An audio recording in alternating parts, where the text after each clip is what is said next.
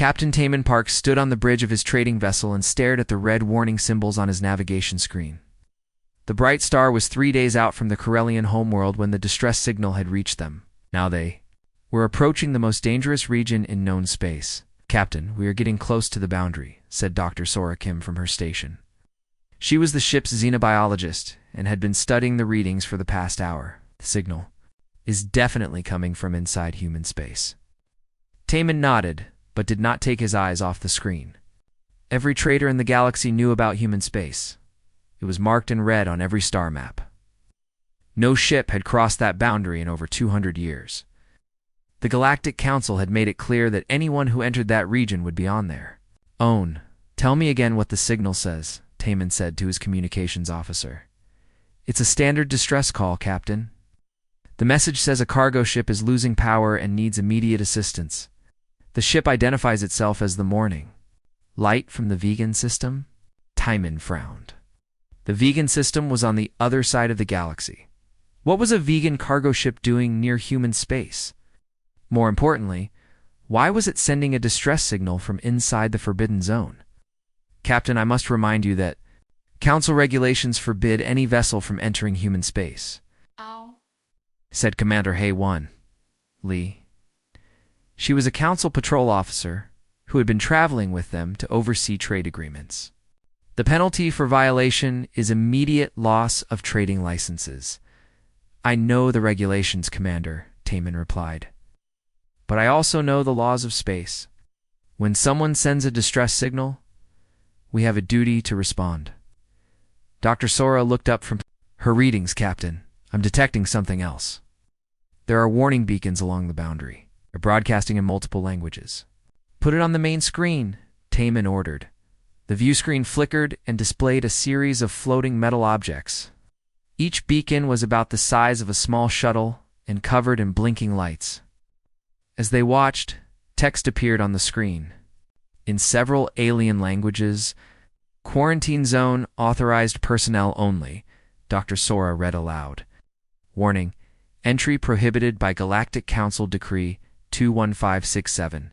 Dangerous species contained within." Taman had heard stories about the decree. Every child in the galaxy learned about it in school. In the year 2156, something had happened involving humans. The details were classified, but the result was clear. Humans were declared a Class 7 dangerous species, and their entire region of space was sealed off. "What do you think they did?" asked the communications officer quietly. "Nobody knows," Commander Lee replied. "The Council records are sealed. All we know is that it was serious enough to quarantine an entire species." Taman walked to the front of the bridge and looked out at the stars. Why, somewhere beyond those warning beacons was human space. For over 2 centuries, it had been forbidden territory. Ships that approached the boundary were turned away by Council patrol vessels. "No one knew what was happening inside," Captain Dr. Sora said. "I've been studying the old records. Before the quarantine, humans were actually quite peaceful. They had established trade relationships with several species. There are records of human scientists working on joint research projects." "Then what changed?" Taman asked. "That's what I can't figure out. The transition from peaceful traders to dangerous species happened very quickly, within a few months. The Council voted to seal off their space completely." Commander Lee shook her head. "It doesn't matter what they were like before. The Council classified them as dangerous for a reason. We should turn back and report the distress signal to the proper authorities." Taman considered this. The smart thing would be to turn around and leave. He had a profitable trading business and a good reputation with the Council. Crossing into human space would risk everything he had worked for, but the distress signal was still coming through. Someone was in trouble, and the Bright Star was the only ship in range to help. "Captain," the communications officer said suddenly, "I'm getting more details on the distress signal. The Morning Light reports that their life support is failing. They have 47 crew members aboard. 47 lives." Taman closed his eyes and thought about his own crew. If they were trapped in forbidden space, would he want other ships to just turn away? "Dr. Sora, what do your scans show about the region beyond the beacons?" The The xenobiologist worked at her console for several minutes. It's strange, Captain. I'm not detecting any signs of massive military buildup or dangerous technology. The space beyond the boundary seems relatively normal. What about ships? Are there any human vessels in the area? I'm detecting some energy signatures, but they're far from the boundary. If there are human ships out there, they're keeping their distance. Taman made his decision. Set course for the distress signal. We're going in. Captain, I must protest. Commander Lee said. This is a violation of council law. The law also says we must respond to distress signals, Taman replied. I'm not going to let 47 people die because of a 200-year-old decree. The crew worked quickly to prepare for the crossing.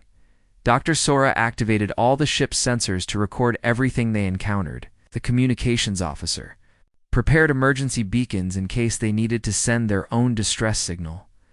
As they approached the boundary, Taman felt a strange mix of fear and excitement. He was about to become the first non-human to enter human space in over 2 centuries. Either he would become famous as the captain who broke the quarantine, or he would disappear forever, like the humans themselves. The bright star crossed the invisible line marked by the warning beacons. On the navigation screen, the red zone turned green as they officially entered human space. We're in, the communications officer announced. Tay-Min looked around at his crew. They were all staring at their instruments, waiting for something to happen. For several minutes, nothing did. Then Dr. Sora spoke up. Captain, I'm detecting a ship approaching from our starboard side. It's moving fast. Is it the morning light? No, sir. This is something else. The design is unlike anything in our databases. Double quotes, Tay-Min felt his heart rate increase. After 200 years, they were about to meet a human ship. All stations prepare for contact, he ordered. And remember, we're here to help someone in distress. Let's hope they see it that way. The unknown ship continued to approach, and Taman wondered what they would find in this forbidden region of space. The unknown ship appeared on the view screen like a silver arrow cutting through space. It was sleek and beautiful, with curves that seemed to flow like water. Captain Taman Park had never seen anything like it in all his years of trading across the galaxy. Captain, they're hailing us, the communications officer announced. The signal is coming through perfectly clear. Taman straightened his uniform and nodded, put them through. The view screen flickered and showed the face of a human woman. She had dark hair tied back neatly and wore a blue uniform with unfamiliar markings. Her eyes were calm and intelligent as she looked directly at Taman. Greetings, Captain Park, she said in perfect Corellian. I am Captain Myung, SCO of the Earth Defense Vessel Harmony. We detected your entry into our space and your response to the distress signal. Taman was shocked. Not only was this human speaking his language flawlessly, but she knew his name. Captain. Siu, he replied carefully. I am surprised you speak Corellian so well. Oh.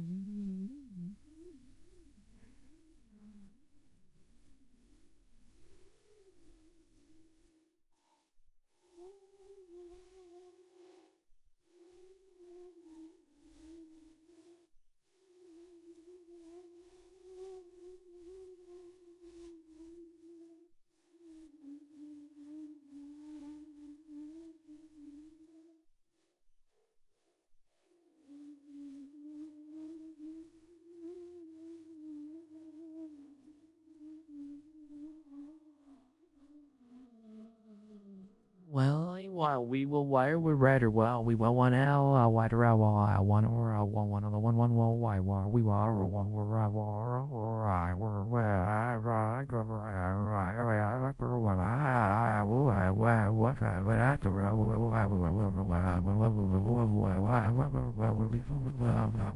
We have had many years to study galactic languages and customs. We monitor communications throughout known space. We know about your trading routes, your crew, and your reputation as an honest merchant. Dr. Sora stepped forward from her station. Captain, how is this possible? Humans have been isolated for over 2 centuries. That is correct, Dr. Kim Myung said, addressing the xenobiologist directly. We have been isolated, but we have not been ignorant. We watch, we listen, and we learn. Commander Lee moved closer to the view screen. I am Commander Haewon Lee of the Galactic Council. Your species has been classified as dangerous. We trust you.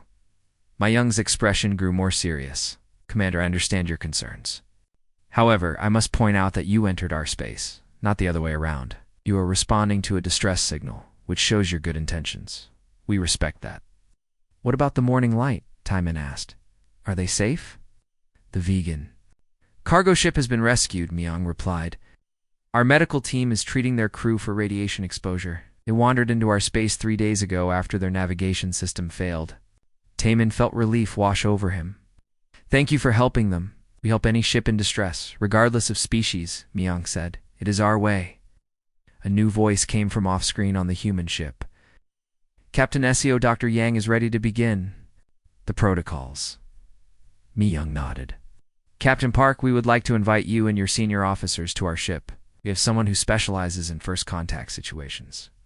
Commander Lee immediately shook her head. That would be extremely dangerous. We have no idea what your intentions are. Commander, I understand your caution, Myung said patiently. But consider this. If we wanted to harm you, we could have done so already. Your ship crossed our boundary, and we detected you immediately. We could have destroyed you without warning. Dr. Sora looked at her scanner readings. Captain there, ship's weapons are powered down. They're not showing any signs of aggression. Timon studied the human captain's face. There was something in her eyes that reminded him of his own officers when they were trying to help someone. It was the look of someone who genuinely cared. What would this meeting involve? He asked.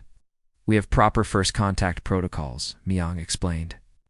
Dr. Wu Jianyang is our xenopsychologist. He has been preparing for this day for many years. We never knew when someone might finally cross the boundary. You expected this to happen? Commander Lee asked. We hoped it would, Myung replied. We have been alone for a very long time. Timon made his decision. Dr. Kim, Commander Lee. You're with me. We'll take a shuttle to their ship. Captain, I must advise against this, Commander Lee said. The Council will hold you responsible for any incidents. The Council classified humans as dangerous over 200 years ago, Timon replied. Maybe it's time we found out why. 20 minutes later, their shuttle approached the human ship. The Harmony was even more impressive up close. It seemed to glow with its own light, and Timon could see gardens through some of the windows. Gardens? Dr. Sora said in amazement. They have gardens on a military vessel? Maybe they're not. As warlike as the Council believes, Timon suggested. The shuttle bay doors opened smoothly, and they were guided inside by gentle blue lights. The bay was clean and bright, with several other small ships parked along the walls. What struck Timon most was how peaceful everything felt. Captain Myung met them at the shuttle with 2 other humans. One was a tall man with kind eyes wearing a white coat. The other was a younger man in a blue uniform, similar to Myung's. Welcome aboard the Harmony, Myung said. This is Dr. Wu Jianyang, our xenopsychologist, and Lieutenant Kung Ho Nam, our cultural liaison. Dr. Yang stepped forward with a warm smile. Captain Park, this is truly an historic moment. You're the first non-humans to visit our space in over 2 centuries. Dr. Yang, Commander Lee said stiffly. We are here under Council authority to investigate your species and determine current threat levels.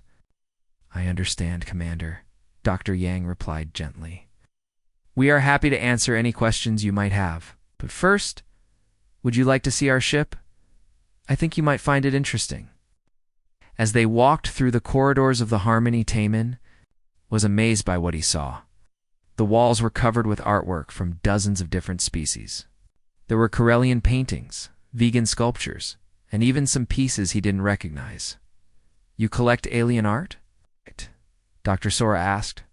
We appreciate beauty in all its forms, Lieutenant Nam explained.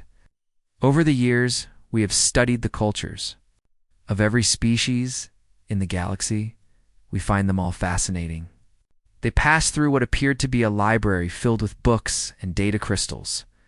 Timon saw texts and languages from across known space. You've been studying us, he said. We've been learning about you, Dr. Yang corrected. There is a difference. We study to understand, not to conquer. Commander Lee stopped walking. Then why were you classified as dangerous? What did your people do in 2156? Dr. Yang's expression grew sad. That is a long story, Commander. And it is the reason we have remained isolated for so long. We want to hear it, Taman said. Very well, Dr. Yang replied. But I warn you, it is not a pleasant tale. It is a story of good intentions that led to terrible consequences. They entered a comfortable room with soft chairs and a view of the stars. Dr. Yang gestured for them to sit. The truth is, he began, we were not classified as dangerous by the Council. We classified ourselves. The three visitors looked at each other in shock. What do you mean? Dr. Sora asked. We asked the Council to quarantine our space, Dr. Yang explained. We requested the dangerous species classification. We've been punishing ourselves for over 200 years. But why? Taman asked. Dr. Yang looked out at the stars. Because we made a mistake that killed millions of innocent people, and we have been trying to find a way to make up for it ever since. Dr. Wu Jinyang sat quietly for a moment, gathering his thoughts. Captain Taman Park, Dr. Sora Kim, and Commander Haewon Lee waited in the comfortable room aboard the Harmony, watching the stars through the large windows. To understand what happened in 2156, you must first understand what humans were like before, Dr. Yang began. We were explorers, traders, and scientists. We had colonies on 12 worlds, and were expanding into new systems every year. The records show that much, Commander Lee said. You had good relations with most species. We did, Dr. Yang nodded. We were particularly close with the Zephyrians. They were a peaceful people who lived on beautiful water worlds. Their society was based on harmony with nature. Dr. Sora leaned forward, studied the Zephyrians. They were known for their advanced medical knowledge and their long lifespans. Yes, they lived for over 300 years on average, Dr. Yang said sadly. That is until they met us. The door to the room opened, and Director Janae Rue entered. She was an older woman, with silver hair and kind eyes. Behind her came Professor Song Wuka, a tall man carrying a data tablet. Dr. Yang, Director Rue said, I thought our guests might want to see the full records. Director Rue heads our Department of Galactic Affairs, Dr. Yang explained. Professor Ha is our chief historian. Professor Ha activated his tablet, and a holographic display appeared in the center of the room. Showed a beautiful blue and green world covered with floating cities. This is Zephyria Prime, Professor Ha said. The homeworld of the Zephyrian people. In 2156, it had a population of nearly 2 billion. The image was breathtaking. The floating cities looked like jewels scattered across the ocean's surface. Graceful towers reached toward the sky, connected by bridges that seemed to dance in the wind. It's beautiful, Dr. Sora whispered. It was, Director Rue said quietly, until we arrived. The holographic display changed to show human ships approaching the planet. They were much different from the sleek vessels Taman had seen today. These were bulky cargo ships and research vessels. In 2156, we were invited to Zephyria Prime for a cultural exchange, Professor Ha continued. The Zephyrians wanted to learn about human medicine, and we wanted to study their environmental technology. What went wrong? Taman asked. Dr. Yang's face grew pale. We brought a disease, simple human cold virus that was harmless to us. We had no idea it would affect the Zephyrians. The holographic display showed medical charts and data streams. The numbers were horrifying. The virus spread through their population in a matter of weeks, Professor Ha said. Their immune systems had never encountered anything like it. What was a minor illness for humans became a deadly plague for them. Commander Lee stared at the display in shock. How many died? Over 600 million, Director Rue said quietly. Nearly 1/3 of their entire species. The room fell silent. Taman felt sick to his stomach. He had heard stories of plagues in galactic history, but nothing on this scale. We tried everything, Dr. Yang said. Our best doctors worked day and night to find a cure. We shared every medical technology we had. But by the time we understood what was happening, it was too late. The Zephyrians never blamed us, Professor Ha added. He said it was an accident. They forgave us completely. But you couldn't forgive yourselves, Dr. Sora said softly. How could we? Director Rue asked. We had killed hundreds of millions of innocent people. Our very presence had caused a genocide. The holographic display changed again, showing the human colonies and ships throughout the galaxy. Within 6 months, we had recalled every human ship and closed every colony, Professor Ha explained. We asked the Galactic Council to classify us as a dangerous species and seal off our space. The Council didn't want to do it, Dr. Yang said. They knew it was an accident, but we insisted. We couldn't risk it happening again. Taman stood up and walked to the window. Outside, he could see other human ships moving peacefully through space. It was hard to believe these people had isolated themselves for over 2 centuries. What have you been doing all this time? He asked. Director Rue smiled sadly. Trying to make amends. Would you like to see? She led them out of the room and down a corridor to a massive viewing area. Through the transparent walls, they could see the interior of the ship. It was not what Taman expected. Instead of weapons and military equipment, he saw laboratories, medical facilities, and research centers. Hundreds of humans worked at various stations, all focused on different projects. This is our real mission, Director Rue explained. We have spent 200 years developing cures for diseases that affect every known species.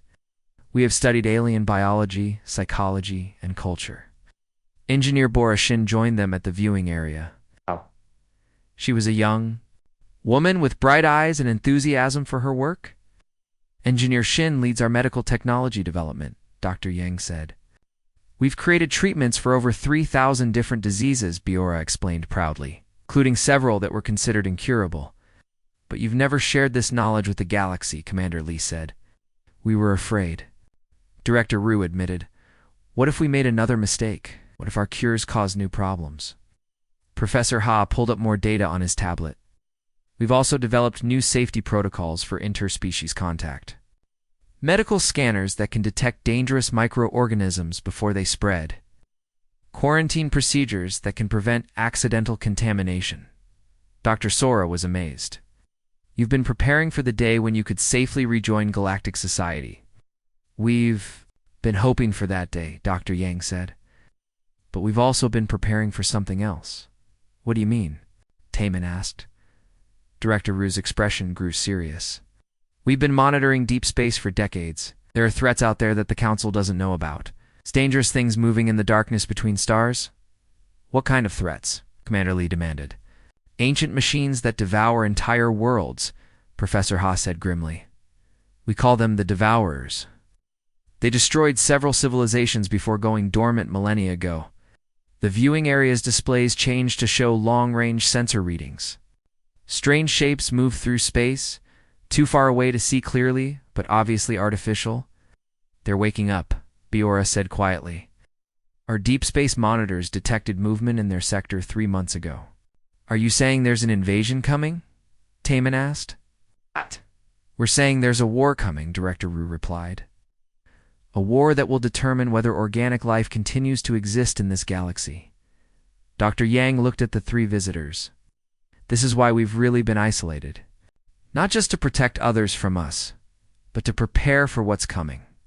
The Galactic Council needs to know about this, Commander Lee said. They do, Director Rue said. We've been sending anonymous warnings for years, that the Council thinks they're just rumors or propaganda. Why would they believe warnings from a quarantined species? Professor Ha asked. Min understood now. The humans had been trying to warn the galaxy about a coming threat, but their self-imposed isolation had made them seem unreliable. What do you need from us? He asked. Director Rue smiled for the first time since they had met. We need you to help us convince the Council that humanity is ready to help.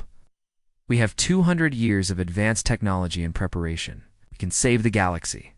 But first, Dr. Yang said, we need to prove that we can be trusted. How do we do that? Dr. Sora asked. By showing you everything, Director Rue said. Our ships, our weapons, our plans. Complete transparency, as if summoned by her words. Alarms began sounding throughout the ship. Engineer Bora rushed to a nearby console, and her face went pale. Director, she said urgently, Long-range sensors are detecting multiple contacts approaching from the outer rim. The signatures match Devourer technology. Director Rue's expression hardened. How long until they reach Council space? At current speed, approximately 72 hours. Taman felt his heart racing. You mean the invasion is starting now? Would appear so, Director Rue said grimly. Captain Park, it looks like you're going to see exactly what humans are capable of when our friends are in danger. The bridge of the Harmony transformed into a center of controlled chaos. Officers rushed to their stations as screens displayed incoming data from deep space sensors. Captain Taman Park watched in amazement as the humans moved with perfect coordination, each person knowing exactly what to do. Admiral Seok Jin Lim appeared on the main view screen from another ship. He was an older man with sharp eyes and a calm voice that somehow made the desperate situation feel manageable. Director Rue, we have confirmation, Admiral Lim said. 47 Devourer ships detected on approach vector 77 Alpha. They're moving faster than our previous estimates. How long do we have? Director Rue asked. 60 hours until they reach the Outer Council worlds, Admiral Lim replied. Recommend we begin Protocol 7 immediately. Dr. Sora Kim moved closer. To Captain Myung Seo. What is Protocol 7? Full defensive deployment, Myung explained. We've been preparing for this day for decades. Commander Haewon Lee looked confused. Preparing how? Your species has been isolated. How could you have been preparing for a galactic defense, Professor? Song-Wook Ha activated his tablet again. The holographic display showed a three-dimensional map of known space. Red dots marked the approaching Devourer fleet, while blue dots showed human positions. We've been watching and waiting, Professor Ha said. Our scout ships have been patrolling the dark regions beyond Council space for over 50 years. Scout ships? Taman asked. But the quarantine zone only prevents ships from entering human space, Admiral Lim said from the screen. It says nothing about ships leaving. Dr. Yoon Ji-moon joined them on the bridge. She was a xenarchaeologist who had been studying alien ruins for most of her career. Her face was serious as she carried a collection of ancient artifacts. These are Devourer fragments we've recovered from dead worlds, Dr. Moon explained.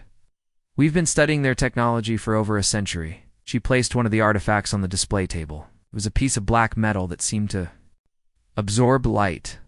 Even looking at it made Taman feel uncomfortable. They're not just machines, Dr. Moon continued. There's something else.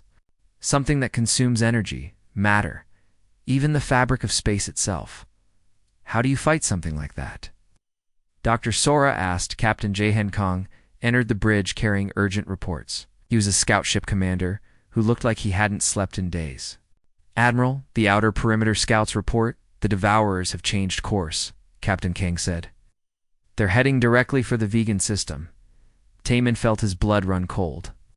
The vegan system had billions of inhabitants across 7 worlds. If the Devourers reached them first, it would be a massacre. How many ships do we have ready for deployment? Admiral Lim asked. Captain Myung checked her displays. 237 vessels fully prepared. Another 63 can be ready within 12 hours. 300 ships? Commander Lee said in shock. How is that possible? The Council estimated human military capability at perhaps 50 vessels. The Council was never meant to know our true strength. Admiral Lim said simply. Director Rue turned to face the 3 visitors. Captain Park, I need to ask something difficult of you and your crew. What do you need? We need you to return to Council space immediately and warn them. Tell them what you've seen here. Tell them the Devourers are real and they're coming. Will the Council believe us? Taman asked. They have to, Director Rue said. Because we're going to give you proof. She nodded to Dr. Moon, who activated another device. The holographic display changed to show recordings from human scout ships. The images were terrifying. Massive black ships moved through space like living shadows. They approached a small planet and extended strange tendrils that seemed to drain the world of color and life. Within hours, the planet was nothing but a gray husk floating in space. This was the Kelton system, Dr. Moon explained. The Devourers consumed it 3 months ago. 15 million people live there. Dr. Sora stared at the recording in horror. They're destroying entire worlds. Not destroying, Dr. Moon corrected. Consuming, they take everything. The energy from the sun, the minerals from the planets, even the quantum fields that hold space together. Captain Kong stepped forward. Admiral, we're receiving reports from Scout Group Delta. The Devourers have accelerated again. New estimate puts them at the vegan system in 45 hours. That's not enough time for the Council to mobilize their fleets, Commander Lee said. No, Admiral Lim agreed, which is why we're going to intercept them ourselves. With 300 ships against 47 Devourer vessels? Taman asked. Is that enough? We'll find out, Admiral Lim said grimly. Captain Park, you need to leave now. Take your ship and get word to the Council. Tell them to prepare for war. What about you? Dr. Sora asked. We're going to do what humans do best, Captain Myong said with a determined smile. We're going to protect our friends. As they prepared to leave the Harmony, Engineer Bora Shin handed Dr. Sora a small device.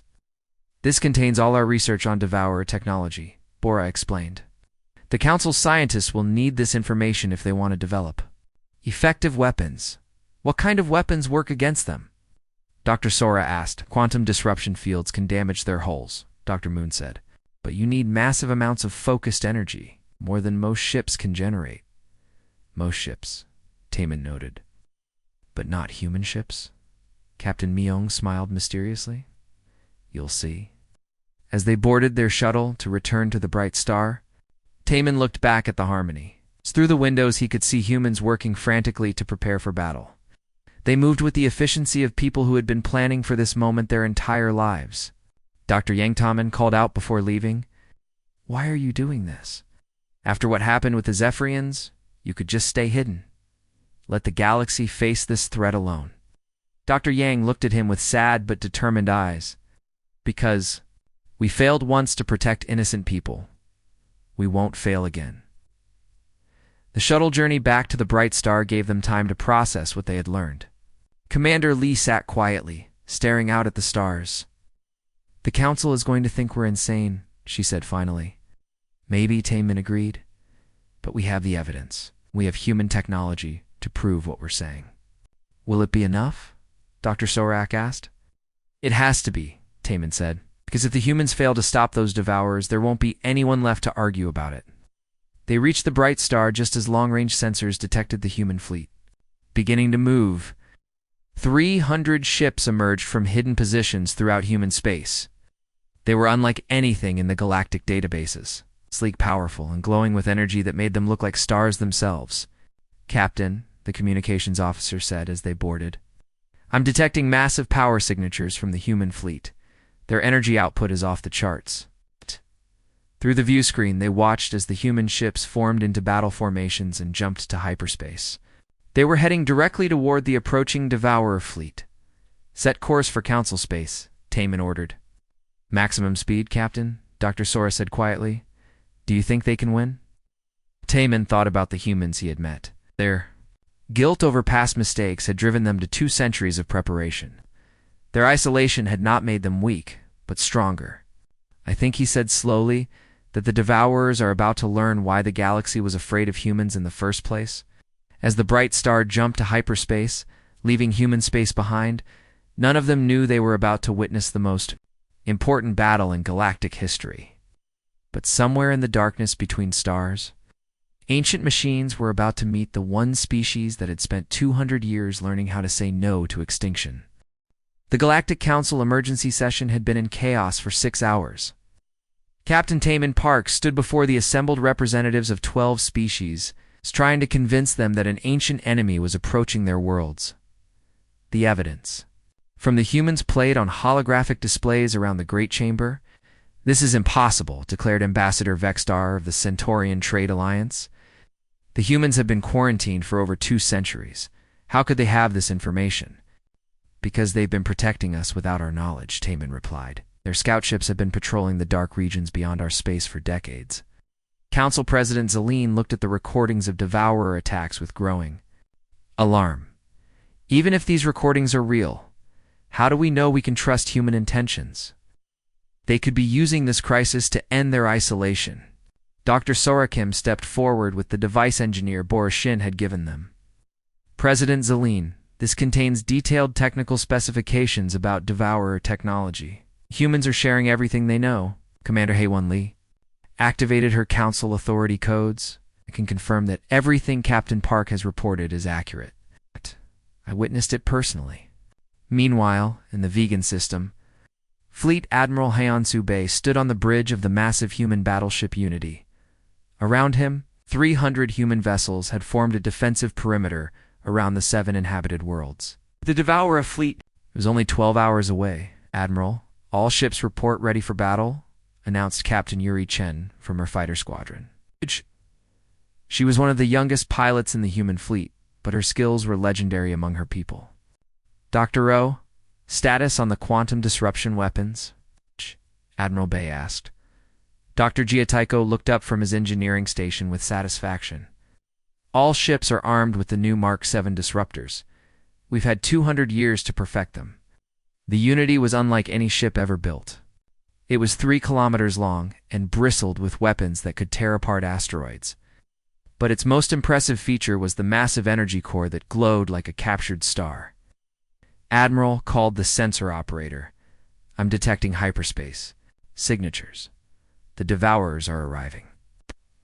On the main view screen, space began to tear open as the enemy fleet emerged from hyperspace. The Devourer ships were terrifying to behold. They looked like living shadows shaped into vessel forms, absorbing light and hope itself. All ships, this is Admiral Bay, he announced over the fleet communication system. Remember what we're fighting. 7 billion innocent lives depend on us today. The lead Devourer ship was massive, easily twice the size of the Unity. It moved forward slowly, as if confident that nothing could stop it. Behind it, 46 other vessels formed a line of destruction. They're scanning the planets, Dr. O reported. Energy readings suggest they're calculating consumption efficiency. Not if we have anything to say about it, Admiral Bay said grimly. All ships engage the enemy. The human fleet moved with precision that amazed even their own commanders. Each ship knew exactly where to go and what to do. Fighter squadrons led by Captain Yuri streaked toward the enemy like silver bullets. Target the lead ship's quantum field generators, Admiral Bay ordered. Let's show them what 2 centuries of preparation looks like. The Unity's main weapons fired, sending beams of pure energy toward the massive Devourer vessel. The quantum disruption field struck the enemy ship's hull and began tearing apart its molecular structure. For the first time in millennia, a Devourer ship showed damage. Direct hit, Dr. O reported with excitement. Their hull integrity is down 20%. The other human ships followed the Unity's lead, focusing their fire on individual Devourer vessels. The weapons they had developed specifically for this enemy proved devastatingly effective. But the Devourers were not helpless. They began to return fire with weapons that bent space itself. Reality warped around their energy blasts, creating tears in the fabric of the universe. Evasive maneuvers? Admiral Bay ordered as one of the space-bending attacks approached the Unity. Captain Yuri's fighter squadron performed impossible aerial maneuvers, dodging between Devourer energy beams while targeting the enemy ship's weapon systems. Her pilots flew with a skill that seemed to defy physics. Squadron leader to Unity, Yuri reported. We've identified weak points in their defensive grids. It's transmitting targeting data now, received Dr. O confirmed. Adjusting main battery targeting, the battle raged for hours. Human ships darted between the massive Devourer vessels like angry insects, striking critical systems and withdrawing before the enemy could respond effectively. 3 Devourer ships had been destroyed, their dark holes cracking apart like broken eggs. But the human fleet had also taken losses. 12 ships had been consumed by the reality-warping weapons, their crews lost to the hungry darkness. Admiral, the communications officer called out, I'm receiving a transmission from the Council fleet. They're 30 minutes out. What Council fleet? Admiral Bay asked in surprise. On the view screen, dozens of ships from various Council species dropped out of hyperspace. Corellian traders, vegan science vessels, and even Centaurian warships had come to help defend the system. This is Ambassador Donghai and Choi aboard the Corellian cruiser Determination, came a voice over the communication system. The Council has voted to assist in the defense. We're here to help. Admiral Bay smiled for the first time since the battle began. "Welcome to the fight, Ambassador. We could use the assistance." The combined fleet of humans and Council species attacked the remaining Devourer ships with renewed energy. The Council vessels lacked the specialized anti-Devourer weapons. They provided crucial support and distraction. Captain Yuri led a joint fighter squadron of human and alien pilots in a daring attack on the Devourer command ship. The massive vessel was trying to position itself to consume Vegan Prime, the system's most populated world. "All fighters, follow my lead," Yuri commanded. "We're going to thread the needle between their main weapons and hit the quantum core." "Eight!" Mixed squadron of fighters dove toward the enemy command ship, weaving through a maze of deadly energy beams. Yuri's navigation was perfect, leading them through gaps in the Devourer defenses that seemed impossibly narrow. She called out. As they reached the target zone, all weapons on the core structure. The combined firepower of 60 fighters struck the Devourer command ship's quantum core simultaneously. The result was spectacular. The massive vessel began to collapse in on itself, its reality-warping systems failing catastrophically. The destruction of the command ship sent shockwaves through the remaining Devourer fleet. Their coordinated attacks became chaotic, and the human weapons began to find their targets more easily. Admiral Dr. O reported with growing excitement. "Enemy fleet cohesion is breaking down. They're beginning to retreat." "Press the attack," Admiral Bay ordered. "Don't let them regroup." The human and Council ships pursued the fleeing Devourers, destroying several more vessels before the enemy managed to escape into hyperspace.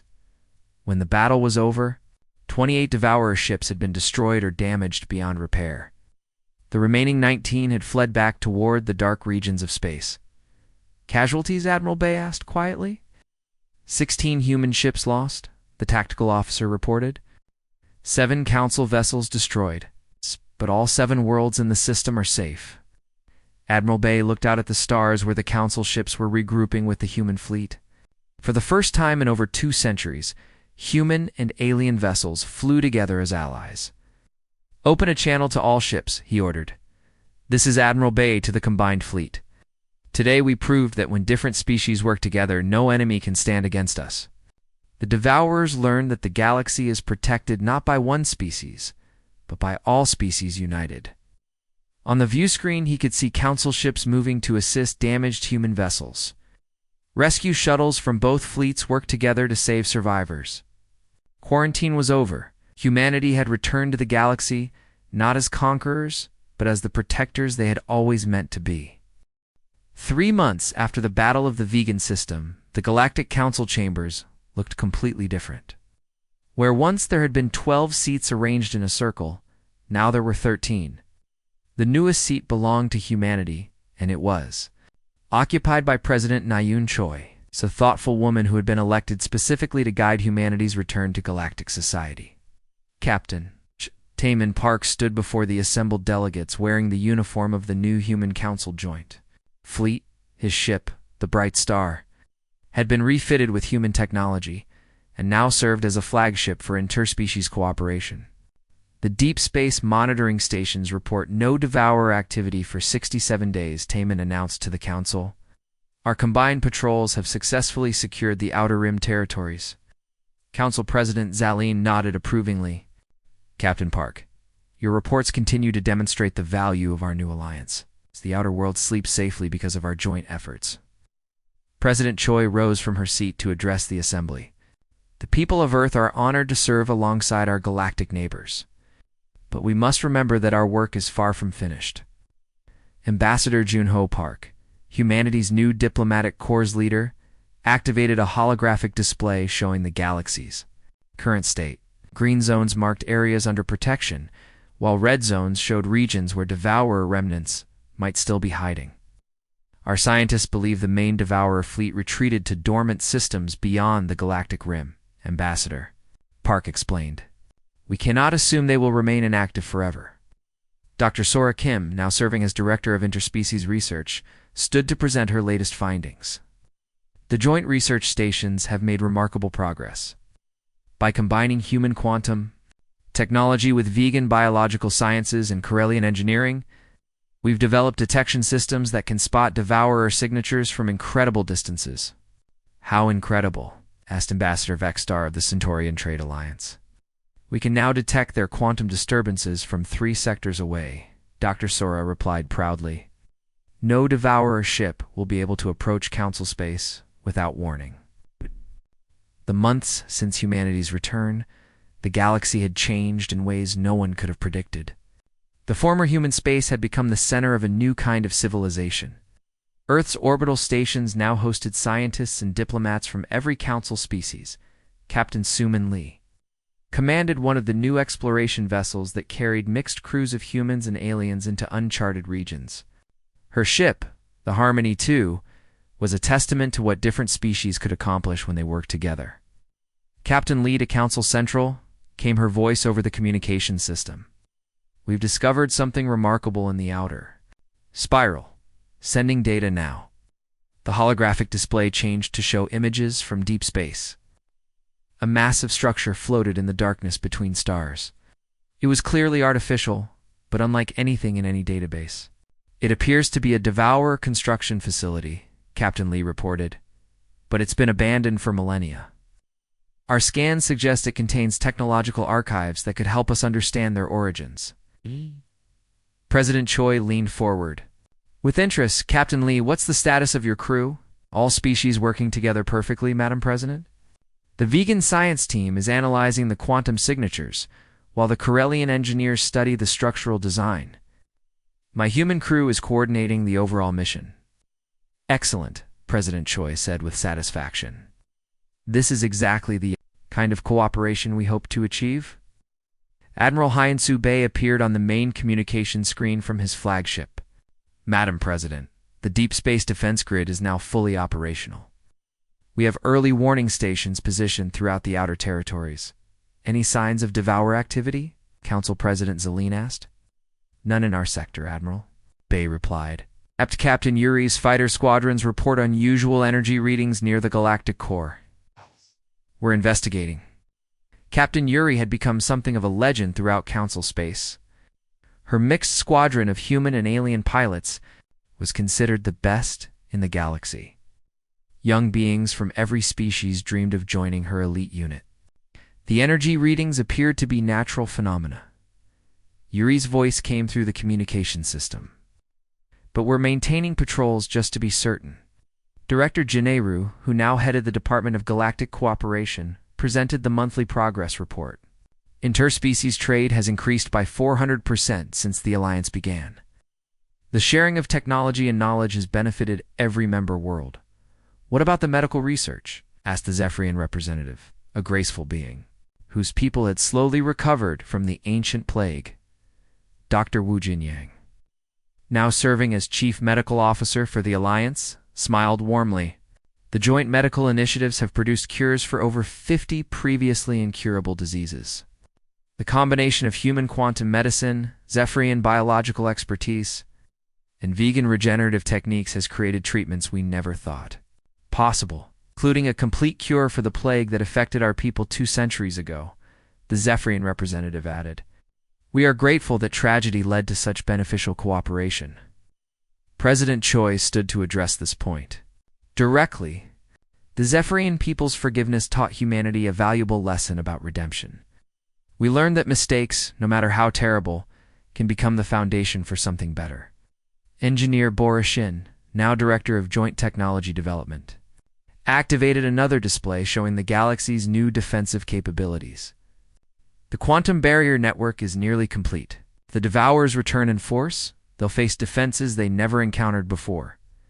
How effective are these defenses? Ambassador Vexstar asked. Computer simulations suggest they could repel a devourer force 10 times larger than the one we faced at Vegan. Bora replied confidently. Captain Taman stepped forward again. Madam President, members of the Council, I have a proposal. The Outer Rim territories are now secure, but there are thousands of uncharted systems beyond our current borders. I request permission to lead the first major interspecies exploration mission. President Choi and Council President Zelene exchanged meaningful looks. Captain Park, President Choi said. The Council has already approved such a mission. We were waiting for the right person to lead it. The exploration fleet will consist of ships from every member species, Council President Zeline announced. It will be the largest peaceful expedition in galactic history. Our mission will be to explore, discover, and protect, Taman said with determination. We'll carry the message that this galaxy is defended by unity, not by any single species. Dr. Sora approached the central podium. The research data we gather will be shared immediately with all Council species. No secrets, no hidden knowledge. Complete cooperation. Yes. As it should be, President Choi agreed. Humanity learned the dangers of isolation. We will never make that mistake again.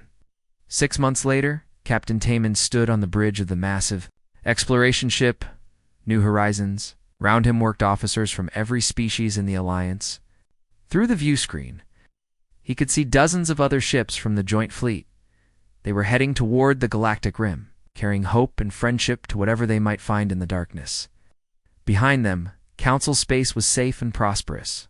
The warning beacons that once marked human space as forbidden now carried a different message. Protected by unity, enter in peace, they broadcasted to anyone who approached. Captain called his vegan science officer. We're detecting unusual quantum signatures ahead. Could be another ancient facility. Or something entirely new, added his Corellian engineer with excitement. All ships, prepare for discovery, Taman announced to the fleet. Whatever we find out here, we'll face it together. The exploration fleet moved forward into the unknown, carrying with it the promise that no species would ever have to face the darkness alone again. Humanity had returned to the galaxy not as conquerors or outcasts, but as the guardians they were always meant to be. In the depths of space, ancient warnings still echoed about the dangerous species called humans. But now the galaxy understood the truth. Humans were dangerous only to those who threatened the innocent. To everyone else. They were the greatest protectors the universe had ever known. The age of isolation was over. The age of unity had begun.